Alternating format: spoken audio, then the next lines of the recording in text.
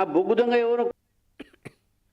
సింగరేణి బాయిబాట కార్యక్రమంలో భాగంగా తెలంగాణ రక్షణ సేన పార్టీ అధ్యక్షురాలు కల్వకుంట్ల కవిత జయశంకర్ భూపాలపల్లి జిల్లాలోని కేటీకే 5 గనిని సందర్శించారు. ఈ సందర్భంగా కార్మికుల సమస్యలపై ఆమె మాట్లాడుతూ కాంగ్రెస్ ప్రభుత్వంపై సింగరేణి యాజమాన్యంపై తీవ్ర స్థాయిలో ధ్వజమెత్తారు.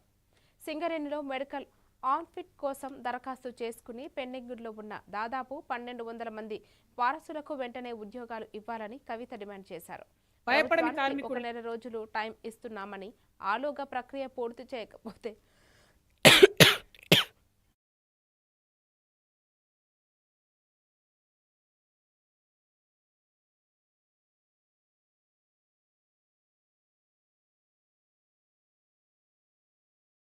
ప్రభుత్వానికి ఈ నెల రోజులల్లా డిపెండెంట్ ఎంప్లాయ్మెంట్ మీద మీరు స్పష్టమైన ప్రకటన చేయకుంటే ఖచ్చితంగా హెచ్ఎంఎస్ టిఆర్ఎస్ ఆధ్వర్యంలో నేను దీక్ష కూర్చుంటా, నిరవధిక నిరాహార దీక్ష కూర్చుంటా.